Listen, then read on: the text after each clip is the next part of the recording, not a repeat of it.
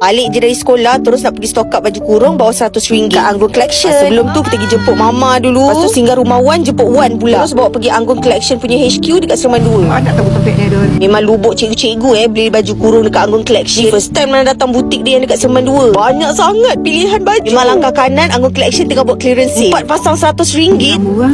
Memang terkejut tengok semua harga. Baju budak-budak memang semuanya murah-murah. Baju kurung new arrival pun serendah RM89. Ni bukan stock up baju kurung untuk pergi sekolah je. Boleh borong sekali untuk raya nanti. Dia punya design memang cantik-cantik. Baju kurung yang tak payah ni 2 pasang 100. Memang geram-geram tengok. Si ada yang RM39 je sepasang. Untuk plus size pun memang banyak pilihan. Baju kurung Kedah RM89.90 je. Memang banyak sangat new collection ni yang lawa-lawa. Dah lah murah-murah ni kalau borong untuk raya ni. Taklah rasa mahal sangat beli untuk satu family. Yang paling best boleh beli sedondon untuk anak sekali. Memang bersinar mata Nana. Melilau tengok semua collection. Kali ni Nana beli kurung cotton je dekat Anggun Collection. Sekarang dah macam-macam pattern kain dah ada dekat sini. Yang bestnya semuanya memang harga murah. Untuk baju kurung ni ada kat butik je. Sampai 100 pun banyak pilihan colour. Sekejap Nana nak posing-posing dulu dengan Wan. Baju dia tambah je dengan selendang. Terus boleh buat pakai raya. Harga pun tak sampai 100.5. Semua baju yang Nana pakai ni semuanya bawah 150. Dah lah semuanya lawa-lawa cutting dia. Baju kurung cotton dia pun memang nampak cantik sangat Nana pakai. Dia baru RM89. Design semua lawa-lawa. Wan terus nampak muda bila pakai baju kurung Anggun. Cutting dia langsung tak gelebih. Mama pun shopping sakan. Banyak baju Mama try. Baju batik cotton ni pun lawa. Memang Nana terus borong untuk stok pergi sekolah. Ni buat pakai raya ni cantik. Nana memang nampak kurus. Satu set baju purple ni tak sampai 200 pun. Tudung RM10, selendang RM49, baju RM139. Sumpah Nana tak tipu, shopping raya kat sini memang berbaloi. Jajak Nana nak menyelam lagi. Dekat semua butik Anggun tau, diorang ada buat clearance sale 200. Orang kena menyelam betul-betul. Banyak design yang lawa-lawa. Siapa yang belum shopping raya tu, bawa lah satu family datang Anggun Collection. Nana, Wan dengan Mama hari ni memang borong sakai. Dah puas borong, let's go back home.